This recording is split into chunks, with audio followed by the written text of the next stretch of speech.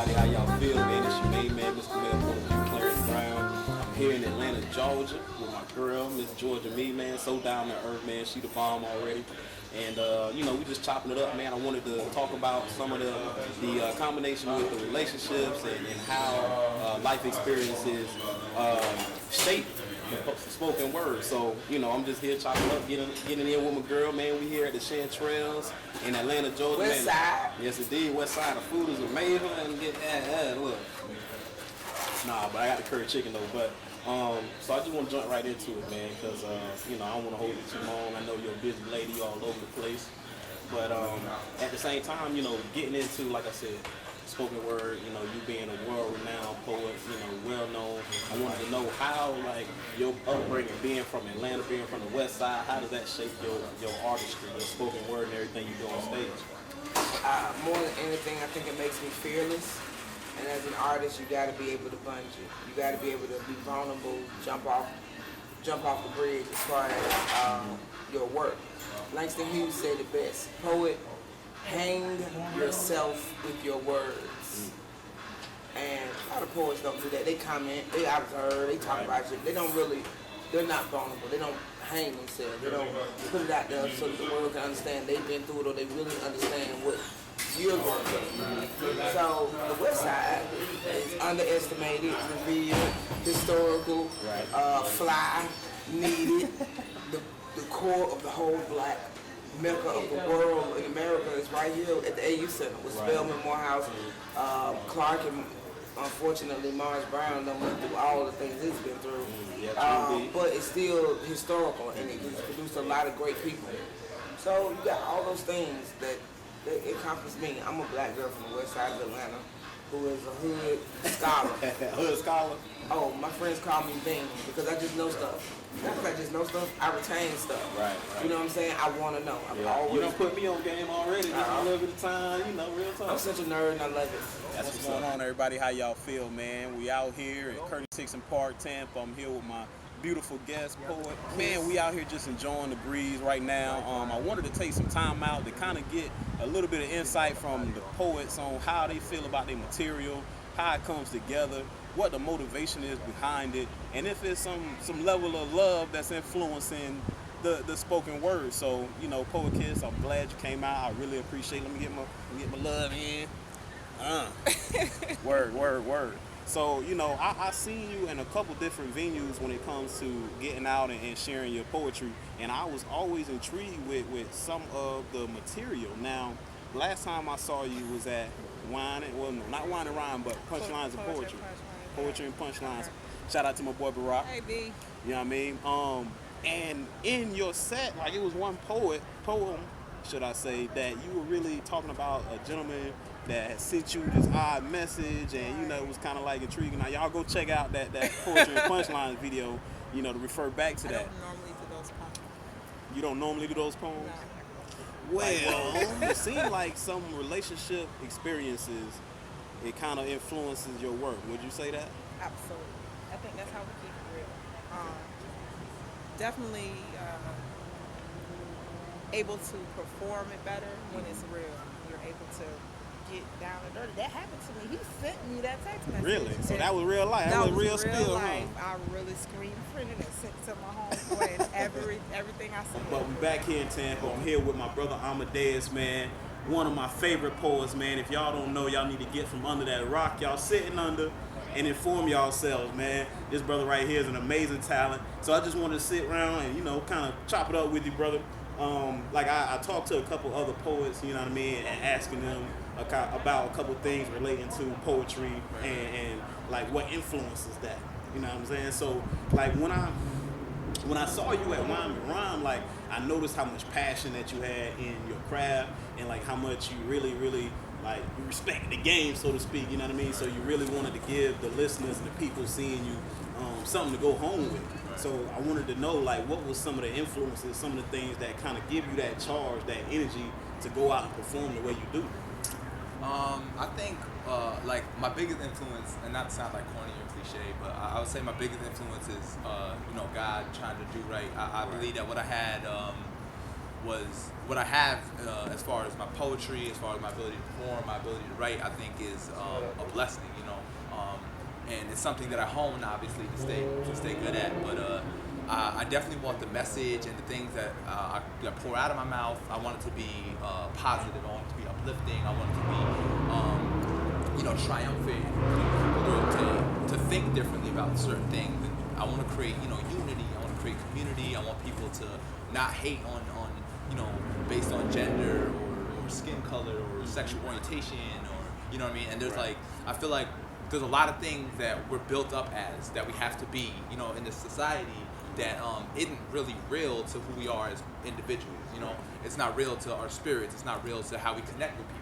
And I think because we're so focused on standing within that box, because that's what we're told is the right way to do, that we miss out on a lot of really important connections. We miss out on a lot of really important opportunities to build with others, because of these things that we have. So a lot of my poetry is based on trying to break down those barriers and make people see things in a different way. So I want to ask you, with you have been so many places, done so many things, when seeing your performance at the Poetry and Punchlines in Tampa, I was just so taken back, not only by your presence, but just the piece itself, like the words you were using, just the wordplay from the vocabulary, the differences in how your set was as opposed to others. And I want to know, how long does it take you before you know that, hey, this is ready to go to the world. This piece here that I'm written down is ready to be taken and performed.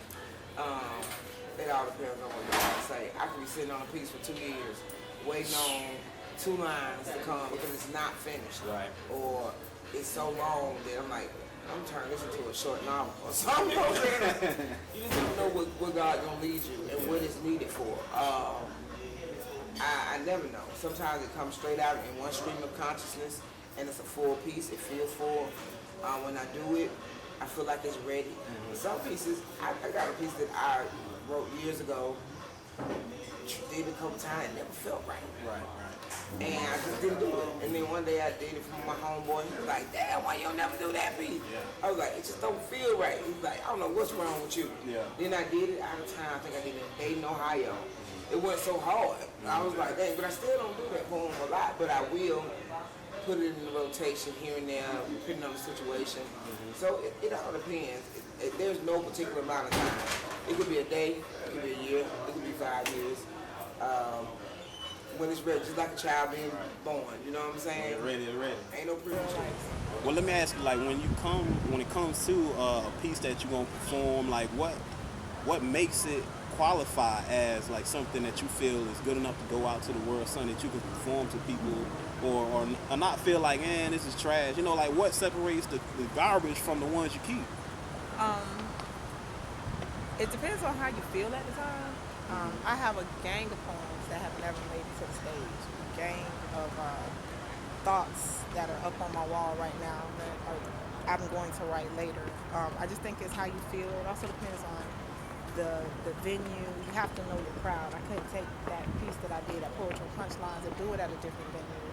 There's other poems that I do that I can't necessarily do at Poetry and Punchlines. Right. So you just have to kind of know your craft and know your crowd. Sometimes you might be prepared to do a particular piece, and you get there and you feel the energy and I ain't gonna do this. Right. So I'm gonna ask you, man. I was telling you earlier that with a lot of entertainers, even poets, referring mostly to musicians, they have their groupies or they have their their women that kind of attracted to the light, so to speak. Women and men. Yeah, man. So now, it comes to the poetries and the poets, do you get that same response from the women from the opposite sex? When you come off a strong performance and you charged up, right, like Drake or whatever, and then, they step into you oh my God, you ever happened to you? I think there's definitely been a big difference in the way that, women have approached me now than before I started doing poetry. They're also more kind of open, I guess, you know what I'm saying, to they have open, to say, huh? impressed by what I'm saying on stage. Right. And I think that's in general, you know what I mean? I think I try to stay away from the term groupies because I don't want to categorize, especially if they like poetry and stuff like that. And I don't go out to do poetry to look for that. You know what I'm saying? Right. And I think sometimes people look for that in their audience or in their fans. You know what I'm saying? For me, it's more about the message than anything else. Like, but I have, you know what I mean, I have had relationships with women that I met through poetry. Typically, now that I think about it, since I started poetry, a lot of my the majority of my relationships have started in a poetry venue. Oh, okay. So to be, you know what I mean, to be completely fair and truthful, it's definitely changed the way that my relationships have game, begun. yeah. Like, yeah, and like the way I definitely could tell the way they respond to me. And of course, like when you do it for a while, you gain a level of confidence, and that helps in general, like in all arenas when you're talking to, you know, a potential partner or something like that. So it's easier for me to talk to women because I don't have to dig for a So it conversation. seems as if I don't know if it's true, but you're gonna have to tell me if your work had a lot to do with your life experiences, some relationship experiences. You know what I mean? So with this being male translation, I want to know how your relationship experiences have affected your or influenced your pieces. Because the one that you did, I don't remember. I don't think it was a ghetto girl one. It was another one that you had done after that. Basically, kind of talking about how people would look at you when you had weight and, you know what I mean, think of you in a certain light. So I want to know and have you talk on that. Like, how does that shape some of your work? I thank God for my poetry because I might not have the esteem or the clarity about who I am. The piece you're speaking on, Full Figure Potential of Fat Girls Blues, it's therapy. When I wrote the piece, I was crying. It came from everything I do comes from a very authentic, true, real moment. I am all about inspiration. I'm not the person who goes, oh, it's kids with bleeding eyes in Cambodia. Let me write a poem. I'm not that girl. You know what I'm saying? We got bleeding eyes here. Shawty got shot over there. You know what I'm saying? That's how I am. Right. So that's what inspires me. So when it comes to relationships, now first off, big butt, big ass ain't never been a bad thing. Hey, amen. Never been a bad thing. More cushion for the pushing. This is the playground. Everybody ain't ever hang on my monkey balls. Okay? But my work, like with nigga odds, where I celebrate black men. Right. I have such a high expectation, well not an expectation, reverence for black men. That is hard for me to, can't be with anybody stupid or dumb or think they smart, pseudo-intellectuals. I hate them. Crush them all day. You think you smart at 6 degrees and you dumb as hell, no common sense ass niggas. So smart, he's dumb as hell. You smart, so smart. We call him smart target. He's smart target. Anyway, so but my work it intimidates men. Why you say that? Oh please. What you mean? I am a I was powerhouse. taking it. I was like, that's what's up. I thought it was dope. Yeah, you think it's dope, but then you got to deal with it. You understand me? I'm a motherfucker. I don't think so. It ain't the poetry then. No. But the poetry is okay. This is what it is. It's like a moth to a flame. You're drawn, but you might get burned. And not me doing anything intentionally. You might not like the attention I get if we're in a relationship. It's hard to deal with men being amorous to your woman like that. Yeah, I ain't gonna lie. And men don't care. There's very little honor and respect amongst us, period. So you'll have men who will size you up. Men don't want to go through that all the time. Like every time I go out, I got to prove my love. So now this is male translations. You know, it's a male point of view. I need to talk about how us as men influence your work. So like in the poem I spoke about from Poetry and Punchlines, at that time I was intrigued on how the guy's actions that you spoke about was influencing that poetry to the point where it was something you wanted to speak about that night. Like, how is there other men or is there other situations, should I say, where it's like, you know, maybe in poems that you haven't readily like put out that you might have in your stash that was kind of influenced by a male? Well, I think a lot of my poems are influenced by, I write a lot of love poetry. I just don't let it out. But that particular piece was influenced by a male and how it made me feel and how, I guess as a woman, I was expected to kind of just take it, either take it or just lash out at him. And I kind of was like, you know what?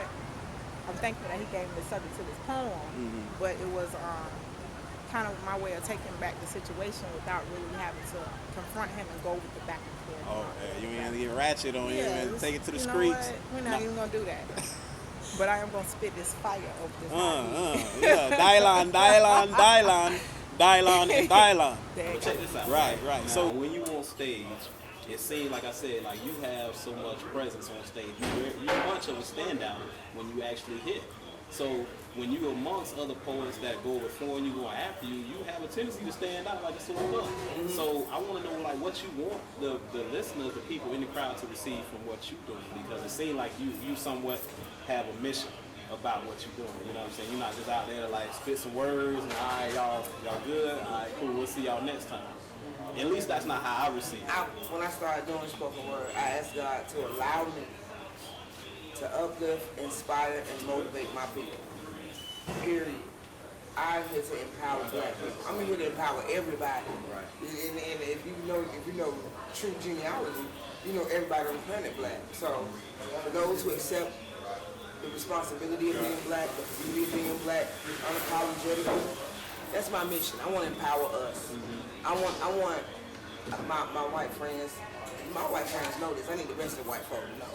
Just because I love me don't mean I hate you.